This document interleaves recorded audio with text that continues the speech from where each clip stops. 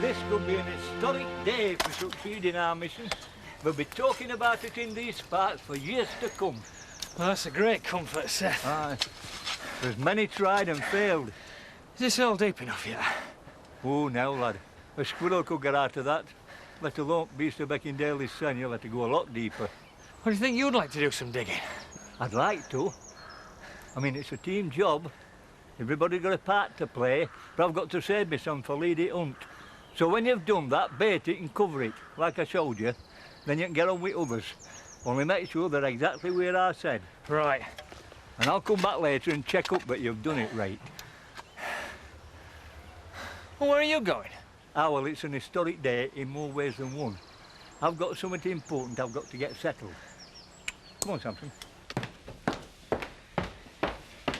Yeah, I was hoping to have another cup of tea. Thought you'd finished. You're a bit early this morning, aren't you, Betty? Things to do. Seth said he needs to have a talk with me. Well, couldn't you do the sitting room first? I like to get washing up out of the way. I'll do the washing up, you do the sitting room. That's what you want. Oh, have you seen the local newspaper? No, but I was hoping to. They've got all about that riot at your school. It was not a riot. If you say so, Mrs. M, but that's not how it sounded to me. Or the newspapers. I only hope the head's a bit more sympathetic than she is. What time's he summoned you?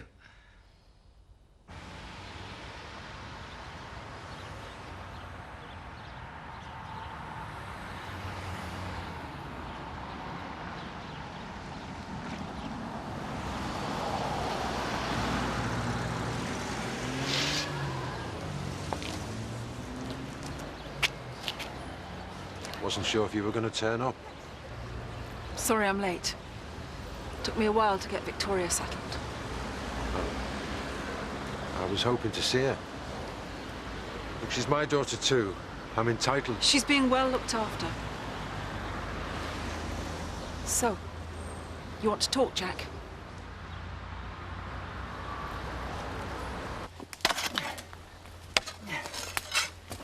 I'm not even going to ask what you're doing. It's for Bob. The Beast of Beckindale? Don't believe in all that nonsense, do you? I should have known Seth would be at the bottom of all this. Same as that spate of poaching up here. Well, that's all finished now. I made a bargain. Everything will be back to normal. Yeah, well, if he thinks it means I'll give him his job at the Heritage Farm back, he's got a nasty surprise coming.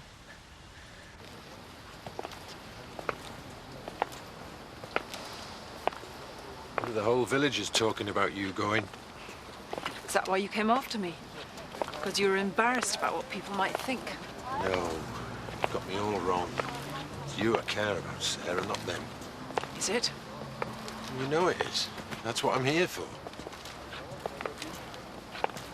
I don't pretend to have all the answers, or that I can make things better overnight. But I know we can sort it out, if only you'll give us a chance. Can we? Well, at least, let's talk about it. Okay. I'm listening. Not here. Come back to Emmerdale with me. It's your home. It's where you belong. No, Jack. It's where you belong. You were the one that was brought up there. The one whose family's been there for generations. I've always been an outsider. That's not true. Isn't it? I always used to feel I had to ask permission to use my own kitchen when Annie was around. It's not like that anymore. It's just you, me and the kids. Our family. That's all that matters. I know I've behaved stupidly. I've taken you for granted. But I also know that we've got a real chance to make a fresh start now, if only you'll let us. Look, I love you, Sarah. And I think you still love me. But that's the most important thing, isn't it? Right. Well, firstly, let me say that I'm sure we both regret that this interview has to take place at all. But I think you'll agree that we should take the opportunity to clear the air on a number of matters now we're here. What did you have in mind? Well, I mean, you've been with us a year now, and, well, naturally, I expected it to take a while for you to settle in. I mean, your previous school was very different. The syllabus was exactly the same. Yes, indeed, but the attitudes in an inner-city school are not. I mean, I imagine you must have been quite used to the sort of incident that occurred outside this building yesterday. That doesn't mean I was any less shocked by it. And I would remind you that it was caused by troublemakers from outside this school. Perhaps, but it's the school that suffered from the publicity, you see? That's been blown up out of all proportion. Oh, yes, like the incident at the sports club between you and those young men. Male strippers, actually. That was just a bit of innocent fun at a hen night. Yes, which was also widely reported. I mean, yes, you may think that I'm being narrow-minded, provincial, but I can assure you that I am not. These are very difficult times for school funding, and this sort of thing makes my job much more difficult. I'm sorry about that. Naturally, I'll do everything I can to help put that right. Good. Then perhaps you'll consider finding another school for your son, Luke. What? Well, he's also been the cause of some unfortunate publicity. If he left, it would remove any future conflict of interest for you, and the troublemakers you referred to would have no reason to bother us anymore. Luke's done nothing wrong. I won't have his education disrupted just so you can find a scapegoat for all this. I see. Well, then perhaps we should both take some time to consider your own position at the school. You wait, we can see inside. Can't. I'm so glad you could accompany me today. Oh, no, Eric. I'm looking forward to your expert commentary. Oh! Why did you come after me, Jack? I told you. No, I don't mean now. I mean when we first met. Why didn't you go after another nice country girl who would have made you another nice farmer's wife?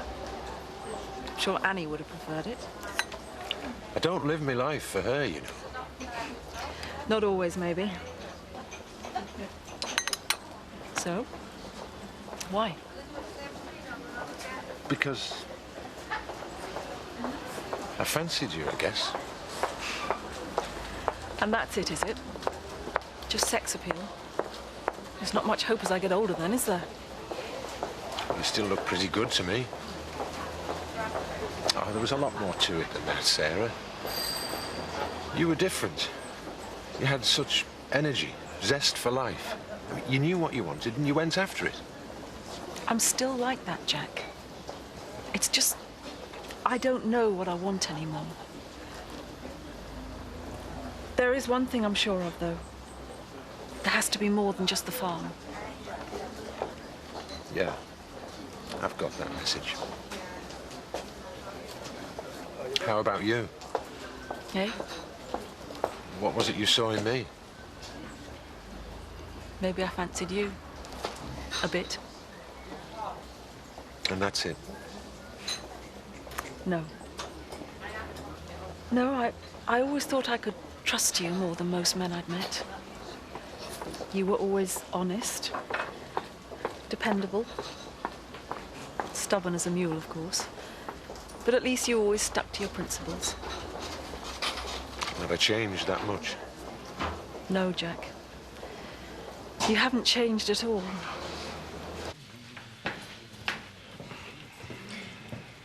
Do you want to eat here? Don't really fancy anything on this menu. Or should we go somewhere else? I know the perfect place. It's called Mill Cottage. I think you've got rather more than lunch on your mind. Are you complaining? Well, it's hardly very discreet. Kathy's working at the stables all afternoon.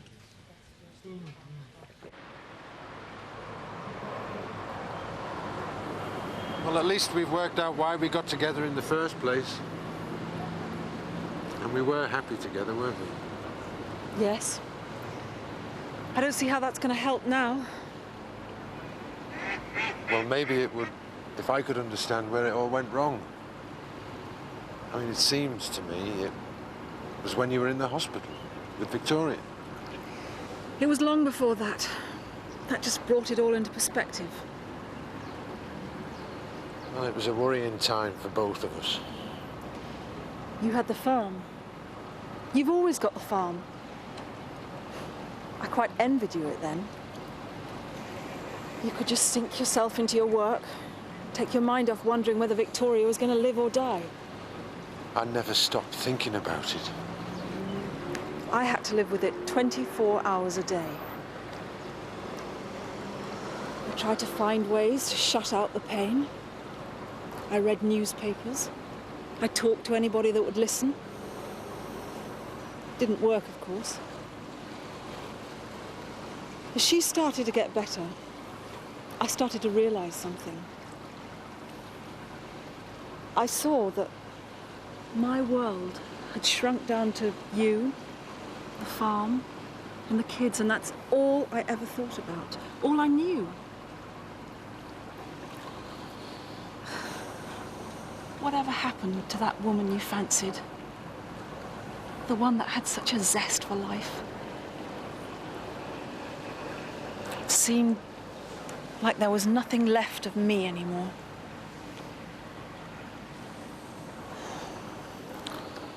Well, then, we're going to have to do something to put it right. I'll start to cook some lunch then, shall I? Hey, we're not going to really bother with lunch. Not yet, are we? Well, have you something else in mind? Is that you, Chris? Yeah, and Rachel. Yeah, I just thought I'd pop round to see Chris about the advice bureau at the surgery. Oh, don't let me stop you. I wasn't feeling too well, so Kim sent me home early. Well, I'll call round another time. I don't want to disturb you while you're ill. No, it's nothing serious. Just a bugger think. Look, why don't you stay? We can all have lunch together. I'm not very hungry. You don't have to eat much. Chris is always hungry at this time, aren't you? Yeah. Unless you have something else already planned. No, not really. That won't be anything elaborate. We just get something out of the freezer and throw it in the oven. Well, I'm sure I can see to that. Oh, I'm really pleased you came over, especially for Chris. I think he gets a bit bored with my company sometimes. Come on, Seth. We don't want to keep him waiting. No hurry. What are you hanging back for? You're not scared, are you? I'm not scared of beasts, no. Well, what then? I need to talk to you. Is it important? I think it is.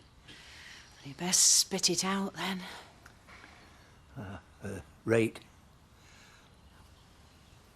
Well, come on, get on with it.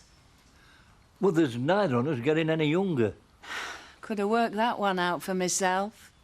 And with this recent business, me back at Game Farm poaching and was in that caravan, well, it set me thinking. What about?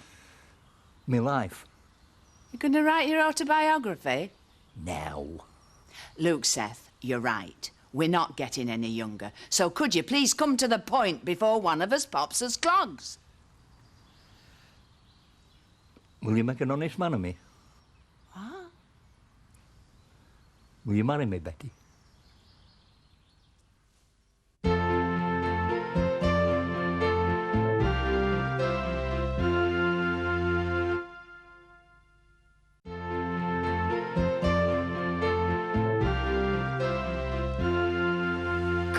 Seth, your mates are waiting.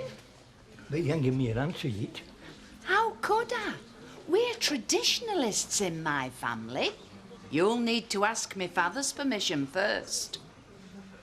Good luck with the hunt. No, he's standing there gawping. We've got a beast to catch. Oh, aye. Oh, I was really thrilled when you organised the ramp at the Woolpack. Well, anyone could have done it. Just needed thinking about. Don't be so modest. You've always been good at organising things. That's why I'm pleased you and Chris have become good friends. It's got him thinking about other people a bit more. Given him a new interest in life. Well, I don't know that I can take the credit for that. Oh, I think it's down to your influence.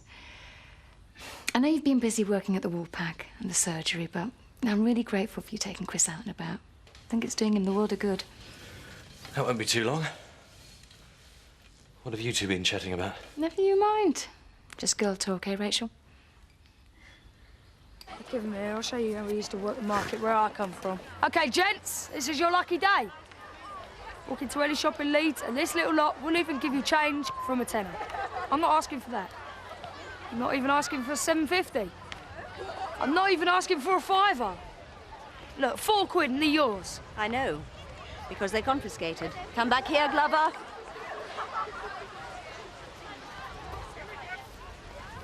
I think we should go and have a chat with the head. Don't you?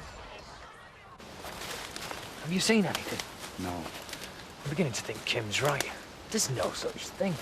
Someone hit our caravan and knocked our Roy over when I was out rabbiting. If you did less talking and more looking, you might think different. Well, have you seen something? I know it's here. Look at this. He said that way and we're not far behind it. Well, let's go after it then. Slow down, son. Someone's got to get straight here. We could come across it any minute. Nobody fires unless they've got a clear shot. If we wound it, it'll just get angry. Right. It's the beast or us. This one.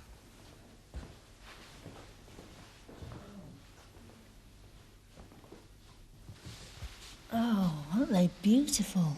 Mm-hmm. The workmanship. Oh, I'd love to buy one of those. For an investment, certainly. It's a rare set. It's worth thousands. Thousands? Mm-hmm. You really are an expert, aren't you, Eric? You ought to be on that antiques programme on the telly. It's just a hobby, really. I do the odd valuation at work, but nothing on this scale.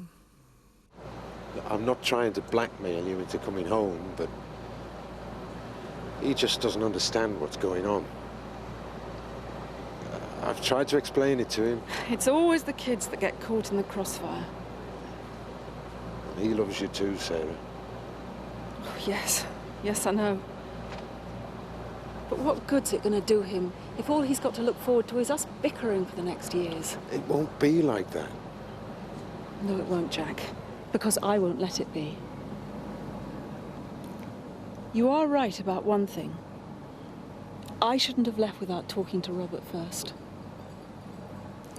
I've spent a long time trying to treat him as my own. He deserved better than that. So, you'll come back to Emmerdale with me then? To talk to Robert? Yes. Just to talk to Robert? I know we can sort it, Sarah. I'm not making any promises. But I'll give it a try.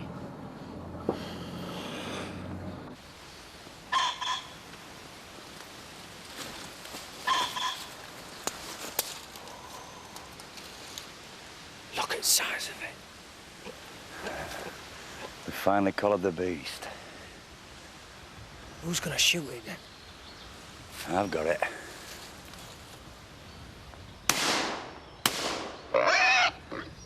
I've hit it. I ain't stopped it.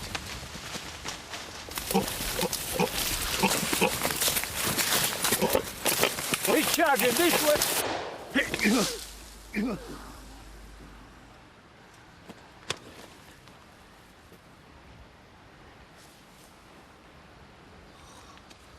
Oh, great, Dave, you got it. Not me, Dad. It was Seth. I thought he was scared, same as us. He just threw himself to the floor and dropped it with one shot. I'm over here. Hang on.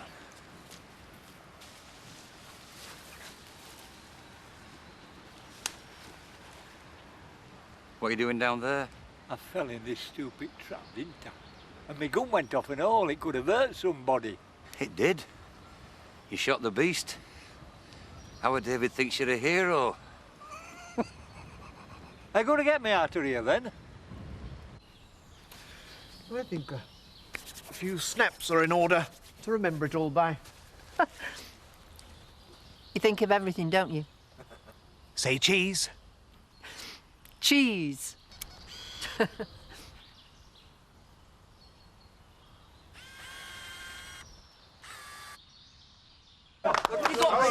Hey, Seth did. You should have seen it. Oh, wish we had. Hey, sorry, I couldn't pick you up at school. You all right? Yes. Oh, yeah, fine. It's no good. They're going to find out sooner or later. I don't think I'm going home. We better hurry up and collect Victoria if we're going to catch the next train. Yeah, okay, Jack.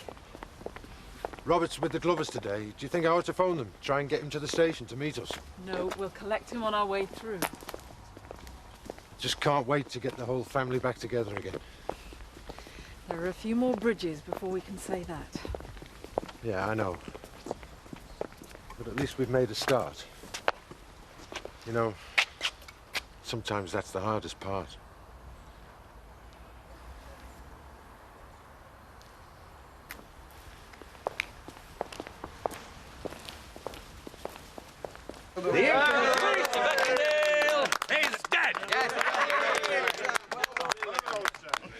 Fearless he was, when all around him were ready to turn and run. Course, there were some that said he were too old. Past it. Well, he certainly proved them wrong. I expect Kim would like to pay for this lot, in gratitude for ridding the game farm of the beast. What? It's all right, Betty. They're on me. Send them my congratulations. It's nice to know there's still some gentlemen around. You're going to have to give him his job back now. Local hero. I know. Are you making a speech then, Seth? I'm not one for speeches. Well, crowd will expect it. The man that saved him from the beast. Years of terror at an end. I mean, I know it was a lucky shot, but at least it was yours. Right, lads. Now stop gloating over corpse and get these down you.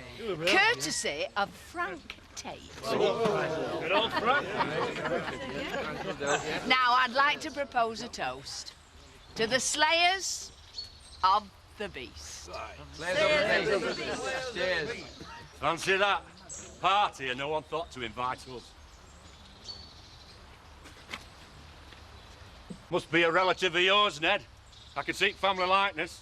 Looks more like Butch to me. Leave it. Bit late to tell him that. He's already been poking his nose into our business. Attacked my boy outside the school. We're going after Luke, Dad. Who killed our Ben. It was an accident. It wasn't your fight, son. I made it my fight. Just like we're doing now. Thought we got rid of you lot once and for all when you lost your farm. Careless that, Ned. But you always were a loser. It's over. Oh, one lucky punch. If we put it to the test again, you wouldn't last more than 30 seconds. You're right, Dad. He has lost his bottle. I haven't. David, I could do you with one arm behind me back, Sonny.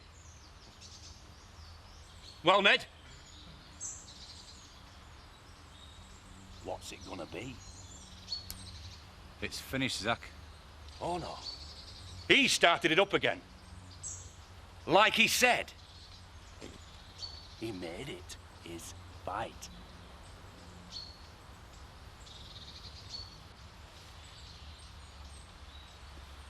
Just name the time and the place. I'll be there.